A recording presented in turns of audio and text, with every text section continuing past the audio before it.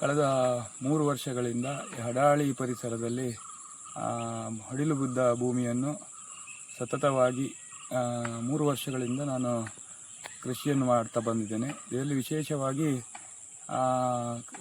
ನಾವು ನಮ್ಮ ಆಡು ಭಾಷೆಯಲ್ಲಿ ಹೇಳ್ತೇವೆ ಕಾತಿ 15 ಎಕರೆ ಕಾತಿ ಬೆಳೆ ಅಂತ ಹೇಳ್ತೇವೆ. ಭತ್ತದಕ್ಕೆ 15 ಎಕರೆಯಷ್ಟು ಜಾಗವನ್ನು ಮಾಡ್ತಿದ್ದೆ. ಸುಗ್ಗಿ ಅಂದರೆ ಬೇಸಿಗೆ ಈಗ ಬರುತ್ತಿರುವಂಥ ಕ್ರಾಪ್. ಇದನ್ನು ನಾನೊಂದು 10 ಎಕರೆಯನ್ನು ಕಳೆದ 3 ವರ್ಷಗಳಿಂದ ಮಾಡ್ತಾ ಬಂದಿದ್ದೇನೆ. ಉತ್ತಮ ಇಳುವರಿ ಬರ್ತಾಯಿದೆ. ಈ ವರ್ಷವೂ ಸಹ 10 ಎಕರೆ ಈಗ ಒಂದು ಕೊನೆಯ ಹಂತದಲ್ಲಿ ಫಲ ನೀಡುವಂಥ ಇದರಲ್ಲಿ ಇದೆ ಈಗ ನಮ್ಮ ಗದ್ದೆಗಳು. ಮತ್ತು ಒಂದು ಎಕರೆಯಷ್ಟು ಎಳ್ಳನ್ನು ಬೆಳೆದಿದ್ದೇನೆ. ನಾನು ಯಾಕೆ ಅದನ್ನು ಇದು ಮಾಡ್ತಾಯಿದ್ದೆ ಅಂತ ಹೇಳಿದರೆ, ಈ ಹಸಿರೆಲೆ ಗೊಬ್ಬರದಿಂದ ಭೂಮಿಯ ಫಲವತ್ತತೆ ಜಾಸ್ತಿ ಆಗ್ತದೆ, ಅದಕ್ಕೆ ಜಾಸ್ತಿ ಒತ್ತು ಕೊಡ್ತಿದೆ. ಯಾಕಂದರೆ ನಮ್ಮ ರಾಸಾಯನಿಕ ಬಳಕೆಯಿಂದ ನಮ್ಮ ಭೂಮಿ ವಿಷಯುಕ್ತ ಆದ್ದರಿಂದ ಕ್ರಮೇಣವಾಗಿ ನಾವು ಅದನ್ನು ಸಾವಯವಕ್ಕೆ ಕೊಂಡೊಯ್ಯಬೇಕೆನ್ನುವ ರೀತಿಯಲ್ಲಿ ನಾನು ಸಾವಯವ ಗೊಬ್ಬರಗಳನ್ನು ಬಳಸ್ಕೊಂಡು ಆರ್ಗ್ಯಾನಿಕ್ ಮೆನ್ಯೂರ್ಸನ್ನು ಉಪಯೋಗಿಸ್ಕೊಂಡು 3 ವರ್ಷದಿಂದ ಈ ಭೂಮಿಯನ್ನು ಒಂದು ಹದಕ್ಕೆ ತರ್ತಾ ಇದ್ದೇನೆ. ಮುಂದಿನ ವರ್ಷದಿಂದ ಆದಷ್ಟು ಸಾವಯವ ಬೆಳೆಗೆ ಒತ್ತು ಕೊಡಬೇಕನ್ನುವ ದೃಷ್ಟಿಯಲ್ಲಿ ಈ ಬೆಳೆಯನ್ನು ಬೆಳೆದಿದ್ದೇನೆ. ತಾವು ಈ ಪರಿಸರವನ್ನು ನೋಡಿರ್ಬೋದು. ಇಲ್ಲಿ ಎಷ್ಟು ಖುಷಿ ಆಗ್ತದೆ ಅಂತ ಹೇಳಿದರೆ, ಸಂಜೆ ಒಂದು 5 ಗಂಟೆಗೆ ಬಂದರೆ ಒಂದು 6-6:30ವರೆಗೆ ವಾಕಿಂಗ್ ಮಾಡಿದರೆ ಇದರಷ್ಟು ದೊಡ್ಡ ಆರೋಗ್ಯ ಬೇರೆ ಏನೂ ಇಲ್ಲ.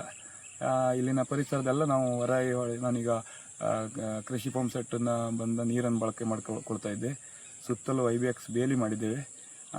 ಕಾಡು ಪ್ರಾಣಿಗಳೊಟ್ಟಿಗೆ ದಿನನಿತ್ಯ ಸಂಘರ್ಷ ನಮಗೆ. ಜಿಂಕೆ, ಹಂದಿ ಮತ್ತು ನವಿಲು 3 ಪ್ರಾಣಿಗಳಿಂದ.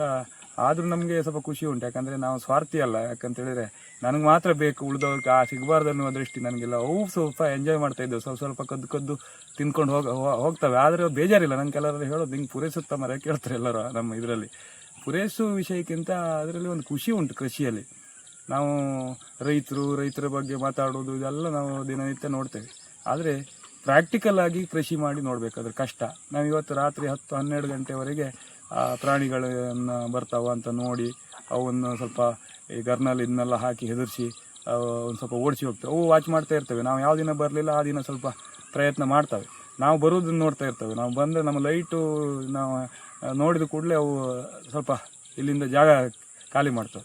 ಅಂದರೆ ಅವು ಸಹ ಪ್ರಾಣಿಗಳು ಸಹ ರೈತರೊಟ್ಟಿಗೆ ರೈತರ ಚಲನವಲನಗಳನ್ನು ತಿಳಿತಾ ಇರ್ತವೆ. ಇವರು ಸೋಮಾರಿಯ ಅಥವಾ ಇವರು ಪ್ರಯತ್ನ ಉಂಟ ಅಂತ ಆ ರೀತಿಯ ಇದು ಮಾಡಿ ಅವು ಪ್ರಾಣಿಗಳು ಗದ್ದೆಗಳಿಗೆ ಬರ್ತವೆ. ಇನ್ನೀಗ ನಮ್ಗೆ ವಿಶೇಷವಾಗಿ ಈಗ ನಮಗೆ ಜಿಂಕೆಯ ಹಾವಳಿ ಇನ್ನು ಕಮ್ಮಿ ಆಗ್ತದೆ. ಇನ್ನು ಮುಂದಿನ ಇನ್ನೊಂದು ತಿಂಗಳು ಈಗ ಹಂದಿ ಕಾಟ ಭಾರಿ ಇತ್ತು, ಅದನ್ನು ಕಾಯ್ದಾರೆ. IBX ಇದೆ, ಆದರೆ ಬೇಸಿಗೆಯಲ್ಲಿ ಸ್ವಲ್ಪ IBX ಈ ಡ್ರೈನೆಸ್ ಬೇಲಿ ಅಡಿ ಇರೋದ್ರಿಂದ ಸ್ವಲ್ಪ ಇದು ಮಾಡ್ತವೆ. ಆದರೂ ನಾವು ಹಳ್ಳಿ ಮನೆ ಇದೆಲ್ಲ ಹಾಕ್ಕೊಂಡು ಈಗ ಕಾಯಬೇಕು. ವಿಶೇಷವಾಗಿ ನನಗೆ ತೃಪ್ತಿ ಉಂಟು. ಯಾಕಂದರೆ ಲಾಭಕ್ಕಿಂತ ಮೇನು ಕೃಷಿ ಮಾಡುವುದೇ ಒಂದು ತೃಪ್ತಿ ಅಂತ ನಾನು ಎಣಿಸ್ಕೊಂಡಿದ್ದೇನೆ. ಬೇರೆಯವರಿಗೆ ಅದು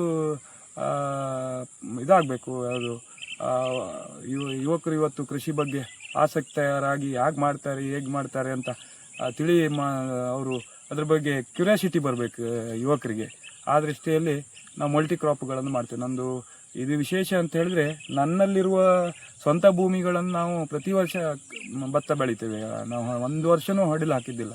ಇದು ನಾನು ಗೇಣಿಗೆ ರೂಪದಲ್ಲಿ ತಗೊಂಡಂಥ ಭೂಮಿ. ನನಗೆ ಇವರೆಲ್ಲ ರೈತರ ಸಹಕಾರ.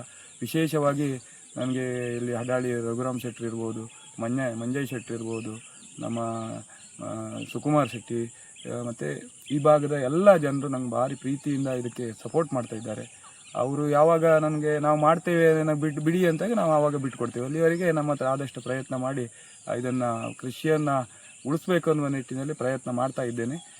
ಮತ್ತು ನಾನು ಅವರಿಗೆ ನಾನು ಅದರಲ್ಲಿ ಏನು ಇಟ್ಕೊಳ್ಳೋದಿಲ್ಲ. ಯಾಕಂತೇಳಿದರೆ ಅವರಿಗೆ ಇದರಲ್ಲಿ ಒಣ ಹುಲ್ಲು ಬೇಕಾಗ್ತದೆ. ಇಲ್ಲೆಲ್ಲ ಹೈನುಗಾರರು, ಅವ್ರಿಗೆ ಒಣ ಹುಲ್ಲು ಕೊಡ್ತೇನೆ, ಮತ್ತು ಅಕ್ಕಿ ಮಾಡಿ ಕೊಡ್ತೇನೆ ಅವರಿಗೆ ಊಟಕ್ಕೆ. ಇಷ್ಟೊಂದು ಅವರಿಗೆ ಮಿನಿಮಮ್ ನನ್ನ ಹತ್ರ ಏನಾಗ್ತದೆ ಅದನ್ನು ಅವರಿಗೆ ನನ್ನ ಕೈಲಾದಷ್ಟು ಕೊಡ್ತಾಯಿದ್ದೀನಿ. ಅವ್ರು ಯಾರೂ ನನಗೆ ಇಲ್ಲಿವರೆಗೆ ನನಗೆ ಇಂತಿಷ್ಟೇ ಕೊಡಬೇಕು, ಹೀಗೆ ಕೊಡಬೇಕಂತ ಯಾರೂ ಹೇಳಲಿಲ್ಲ. ಅವರ ಪ್ರೋತ್ಸಾಹದಿಂದ ನಾನು ಈ ರೀತಿ ಇಲ್ಲಿಯ ಪರಿಸರದವರ ಹಡಾಳಿಯವರ ಪ್ರೋತ್ಸಾಹದಿಂದ ನಾನು ಈ ಕೃಷಿಯನ್ನು ಇಲ್ಲಿವರೆಗೆ ಮಾಡಿಕೊಂಡು ಹೋಗಲಿಕ್ಕೆ ಸಾಧ್ಯತೆ ಆಗಿದೆ ಅಂತ ಈ ಸಂದರ್ಭದಲ್ಲಿ ಹೇಳಲಿಕ್ಕೆ ಇಷ್ಟಪಡ್ತೀನಿ. ನನಗೆ ಇತ್ತೀಚಿನ ದಿನಗಳಲ್ಲಿ ರೈತರ ಸಂಘರ್ಷಗಳನ್ನು ನೋಡಿದ್ದೇವೆ ನೀರಿಗಾಗಿ. ನಾವು ಈ ಪರಿಸರದಲ್ಲಿ ನಾವೆಲ್ಲ ಹೊಳೆ ನೀರು ಬಳಸ್ತಾ ಇರೋದು ಈಗ ಕೃಷಿಗೆ. ಈಗ ನೋಡಿದ್ರಿ ತಾವು, ಹೊಳೆ ನೀರಿನ ನಾವು ಮೋಟ್ರ್ ಹಾಕಿ ಈಗ ರಾತ್ರಿ 10 ಗಂಟೆಯವರೆಗೆ ನಾವು ಹಗಲು ಟೈಮಲ್ಲಿ ಸ್ವಲ್ಪ ತೋಟಗಳಿಗೆ ನೀರು ಬಿಡೋದ್ರಿಂದ ಗದ್ದೆಗೆ ನೀರು ಸಿಗುವುದಿಲ್ಲ. ರಾತ್ರಿ ಟೈಮಲ್ಲಿ ಒಂದು 10-12 ಗಂಟೆವರೆಗೆ ಮೋಟ್ರನ್ನು ಹಾಕಿ ನೀರು ಬಿಟ್ಟು ಅದನ್ನು ಈ ಗದ್ದೆಯಲ್ಲಿ ಬೇಸಿಗೆಯಲ್ಲಿ ಇಂಥ ಡ್ರೈ ಲ್ಯಾಂಡಲ್ಲೂ ಗದ್ದೆಯಲ್ಲಿ ನೀರಿದೆ ಅಂತ ಹೇಳಿದರೆ ಒಂಥರ ನಮಗೆ ವರಾಯಿ ಒಂದು ವರದಾನ ಆಗಿದೆ. ಈ ಇತ್ತೀಚಿನ ದಿನಗಳಲ್ಲಿ ನಮ್ಮ ವರಾಯಿ ಮೇಲೆ ತುಂಬ ಒತ್ತಡಗಳು ಬರ್ತಾ ಇದೆ. ಬೇರೆ ಬೇರೆ ಕಡೆಗೆ ನೀರನ್ನು ಕೊಂಡೊಯ್ತಾ ಇದ್ದಾರೆ, ಬೇರೆ ಬೇರೆ ಉದ್ದೇಶಗಳಿಗೆ ಅದನ್ನು ಬಳಸ್ಕೊಳ್ತಾ ಇದ್ದಾರೆ. ಆದ್ದರಿಂದ ರೈತರು ಈ ನಮಗೆ ವರಾಯಿ ಎಲ್ಲಾದರೂ ಮುಂದಿನ ದಿನಗಳಲ್ಲಿ ಇದರಿಂದ ನಮಗೆ ವರಾಯಿಯಿಂದ ನೀರು ಸಿಗಲಿಲ್ಲ ಅಂತ ಹೇಳಿದರೆ ಈ ಭಾಗದ ಕೃಷಿಕರಿಗೆ ತುಂಬ ಮುಂದಿನ ದಿನಗಳಲ್ಲಿ ಸಂಕಷ್ಟದ ದಿನಗಳು ಬರ್ಬೋದು ಅಂತ ನಾನು ಈ ಸಂದರ್ಭದಲ್ಲಿ ಹೇಳಲಿಕ್ಕೆ ಇಷ್ಟಪಡ್ತೇನೆ. ಯಾಕಂತ ಹೇಳಿದರೆ ಈ ವರಾಯಿ ಹೊಳೆ ಮೇಲೆ ಇರುವಂಥ ಒತ್ತಡ ನಮ್ಗೆ ನೋಡಿದಾಗ ಆಶ್ಚರ್ಯ ಅನ್ಸುತ್ತೆ. ನಮ್ಗೆ ಯಾರಿಗೂ ಈಗ ಅರ್ಥ ಆಗ್ತಾ ಇಲ್ಲ ಹೊಳೆಯಲ್ಲಿ ನೀರು ಹರಿದು ಹೋಗ್ತಾ ಇದೆ ಅಂತ. ಆದರೆ ಇದರಲ್ಲಿ ಇರುವಂಥ ಯೋಜನೆಗಳನ್ನು ನೋಡಿದಾಗ, ವರಾಯಿ ಮೇಲೆ ಇರುವಂಥ ಯೋಜನೆಗಳನ್ನು ನೋಡಿದಾಗ ಬೇರೆ ಬೇರೆ ಜಿಲ್ಲೆಗೆ ಕೊಂಡೊಯ್ಯುವಂಥ ಕೆಲಸಗಳಾಗ್ತಾ ಇದೆ, ಕುಡಿಯೋ ನೀರಿನ ಹೆಸರಲ್ಲಿ, ಇನ್ನೊಂದು ಬೇರೆ ಬೇರೆ ಇದರಲ್ಲಿ. ಅದರಿಂದ ನಾವು ಈ ವರಾಯಿ ನದಿ ಉಳಿಸ್ಕೊಳ್ಳುವಂಥ ಇದರಲ್ಲೂ ನಾವು ರೈತರು ಒಂದು ಸಂಘಟಿತರಾಗಬೇಕು ಅನ್ನುವ ರೀತಿಯಲ್ಲಿ ನಾನು ರೈತರಿಗೆ ನನ್ನ ಮನದಾಳದ ಮಾತುಗಳನ್ನು ಹೇಳಲಿಕ್ಕೆ ಇಷ್ಟಪಡ್ತೇನೆ. ನಾನು ಕೆಲವೊಂದು ಇದರಲ್ಲಿ ಕಂಡೆ ಕೆಲವೊಂದು ಟೀಕೆ ಟಿಪ್ಪಣಿಗಳನ್ನು ನಾನು ನೋಡಿದೆ. ಈ ಕೃಷಿ ಬೆಳೆಯುವಾಗ ನಾನು ಇಷ್ಟು ಬೆಳೆಯನ್ನು ನಾನು ಸ್ವಂತ ಖರ್ಚಿನಿಂದ ಮಾಡ್ತೇವೆ. ನಾನು ಸರ್ಕಾರದಿಂದ ₹1 ಕೆಲವರಿಗೆ ಇರ್ಬೋದು, ಇದು ಏನೋ ಇದರಲ್ಲಿ ಬರ್ತದೆ, ಇದರಲ್ಲಿ ಸರ್ಕಾರದಿಂದ ಸಬ್ಸಿಡಿಗಳನ್ನು ತಗೊಂಡಿರ್ಬೋದು ಅಂತ. ನಾನು ಈ ಸ್ವಲ್ಪ ಕೀಳರಿಮೆ ಇರುವವರಿಗೆ ಮತ್ತು ಸಂಕುಚಿತ ಮನೋಭಾವದವರಿಗೆ ಒಂದು ವಿಷಯಗಳನ್ನು ಹೇಳಲಿಕ್ಕೆ ಇಷ್ಟಪಡ್ತೇನೆ. ನಾನು ಕಳೆದ 3 ವರ್ಷದಿಂದ ₹1 ನಾನು ಈ ಸರ್ಕಾರದಿಂದ ಯಾವುದೇ ಸವಲತ್ತುಗಳು ಇದನ್ನು ನಾನು ಕೇಳಲೂ ಇಲ್ಲ, ಸರ್ಕಾರ ನನಗೆ ಕೊಡುವುದೂ ಬೇಡ. ಯಾಕಂದರೆ ಇದು ನನ್ನ ಖುಷಿಗೋಸ್ಕರ ನಾನು ಮಾಡ್ತಾ ಇರೋದು. ಆದ್ದರಿಂದ ಇದರಲ್ಲಿ ನಾನು ಸರ್ಕಾರದ ಸೌಲಭ್ಯ ಸಿಗ್ತದೆ ಅನ್ನುವ ದೃಷ್ಟಿಯಲ್ಲಿ ನಾನು ಇದನ್ನು ಮಾಡ್ತಾ ಇಲ್ಲ.